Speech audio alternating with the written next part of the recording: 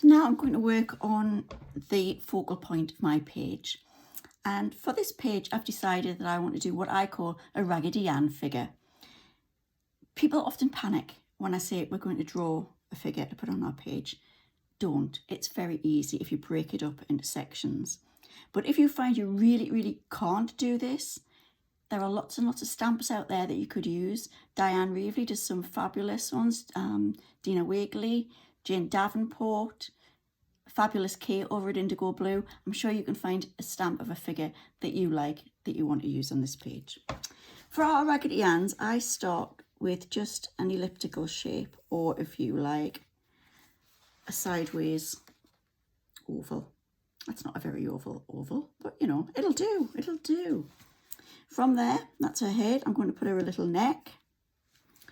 I then do almost a triangular shape for the body. Okay. We'll then come out a little bit. This little girl, she may have a little dress on. Then some nice spindly legs. And that is as much as you need to start your figure off. So from there, you can start and develop her. So I'll just put a fringe on, and I think she'll have bunches. And you can see this is just, you know, it's so simple. We don't want a perfect anatomically correct diagram. This is a character. She's supposed to be fun. So there you go. She's got some little bunches in. I think I'm going to give mine dungarees today.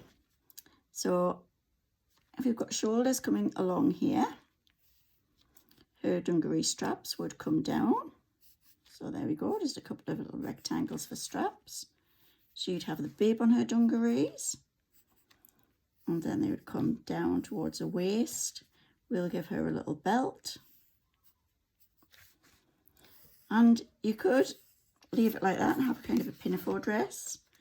But mine's a little bit like me. She's a bit of a tomboy. So she's actually going to have short dungarees on. So you can see I've just divided the skirt to give the impression of two short legs on her dungarees. People then say the hard part is the arms. Not really. If you go along from your shoulders and just do a little hump, there we go, top of the arms, and bring your arms down, the elbows should come to just around about the waist. And I usually put a little bump where her elbow is going to be.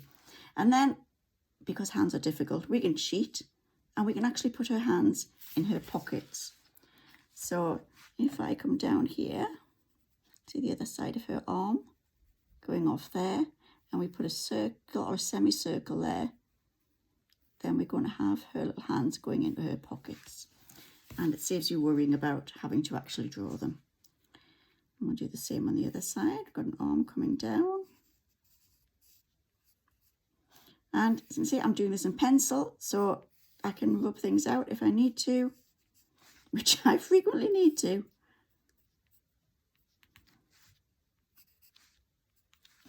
There we go. We've got the basis, haven't we, of a figure. I'd probably soften some of the lines around her neck a bit, and her shoulders.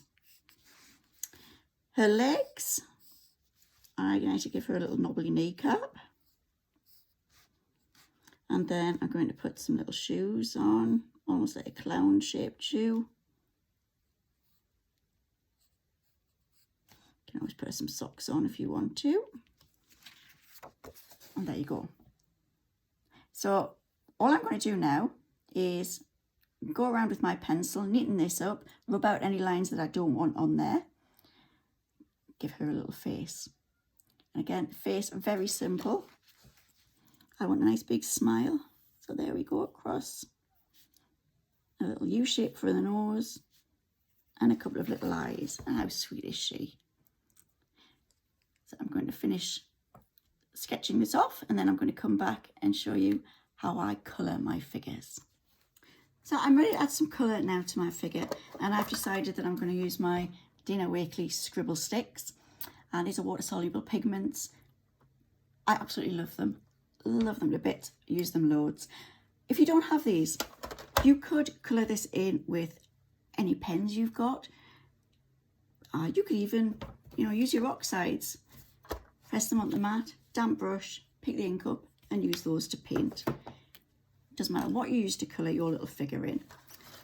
I find the Scribble sticks, the best way I find to use them is not so much to scribble with them, but to use them as a concentrated colour.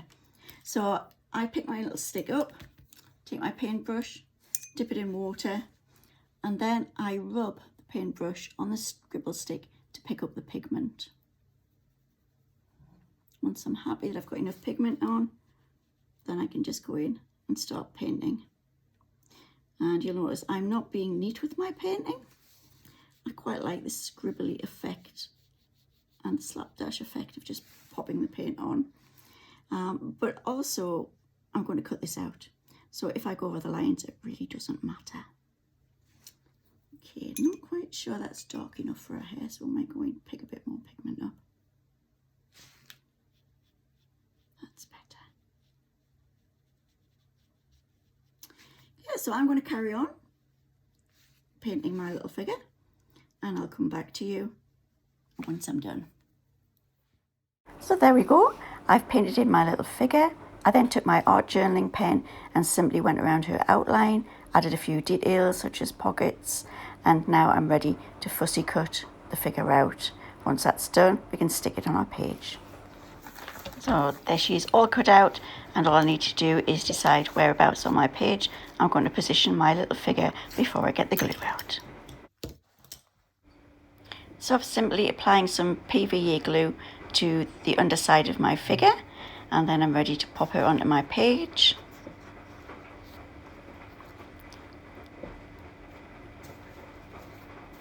I like to pop a bit of kitchen roll over the top, press my figure down fully just to make sure that she sticks nicely onto my art journaling page.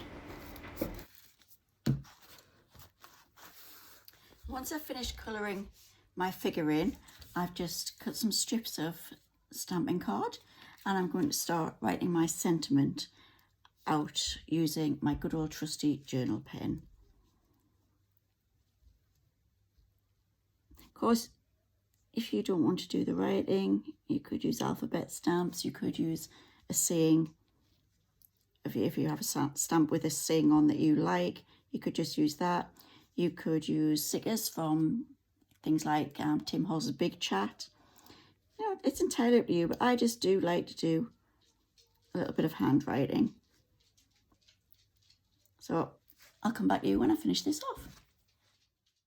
Once I have my saying all written out and cut up, then I tend to take my journal pen and just do some scribbly border lines around each piece. For some reason, this just seems to make them stand out much more on the page and makes the page look more finished off, I suppose. I then decided I was going to stick this sentiment on with double-sided tape.